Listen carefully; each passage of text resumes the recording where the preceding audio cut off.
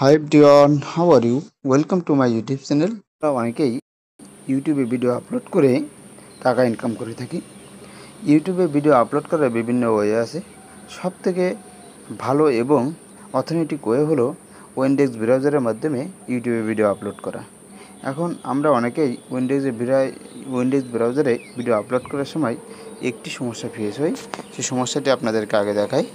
আমি যখন ভিডিওটি আপলোড করব তার আগে আমার মোবাইলের ডিসপ্লেতে আসলাম আর উইন্ডোজ ব্রাউজার যে অপশনটি আছে এর উপরে ক্লিক করলাম। ক্লিক করার পরে এরকম ব্ল্যাঙ্ক আসছে। ব্ল্যাঙ্ক আসার কারণে আমি কি করলাম, নিচে যে অপশন আছে এই নিচের অপশন থেকে আমি এটি ডিলিট করে দিলাম। এই পাশে যে ক্রস চিহ্ন আছে, ক্রস চিহ্নতে যে আমি এটা ডিলিট করলাম। ডিলিট করার পরে আমি নতুন করে ইউটিউব অপশনে যেয়ে একটা পেজ ওপেন করলাম।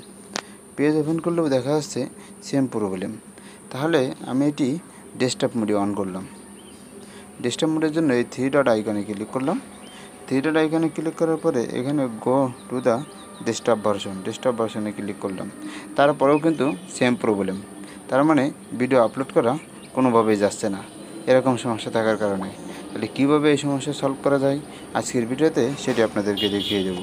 এর জন্য যে কাজটা করতে হবে, প্রথমে আপনার মোবাইলের ডিসপ্লেতে আসবেন, এসে দেখবেন যে প্লে স্টোর একটা অপশন আছে। এই প্লে স্টোরে ক্লিক করে দেবেন। ক্লিক করার পরে আপনি এরকম একটা এখানে সার্চ যে অপশনটি আছে, সার্চ অপশনে টাইপ করবেন Windows browser. Windows browser type করার সঙ্গে সঙ্গে উইন্ডোজ ব্রাউজার আপনার ডিসপ্লেতে শো হবে। এই অপশনটিতে দেখুন এখানে আপডেট চাচ্ছে।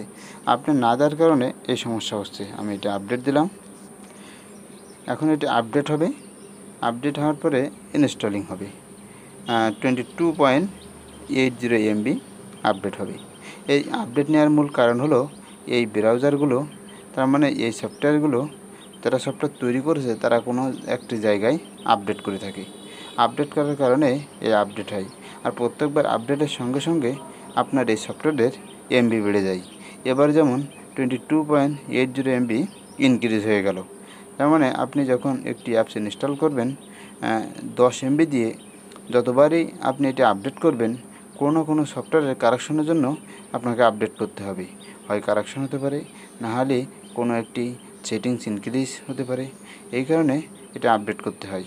আর আপডেটের কারণে দেখা যায় যে অ্যাপসের ওয়েট থাকে, এমবি থাকে, সেটি বেড়ে যায়। এখন আমি আপনাদেরকে এটি ইনস্টল হয়ে গেল। এখন যদি আপনি ওপেন অপশনে যান এবং সেখান থেকে ক্লিক করেন, এই অপশন আসলো। এখান থেকে ইউটিউব যে অপশনটি আছে এই অপশানে ক্লিক করলাম।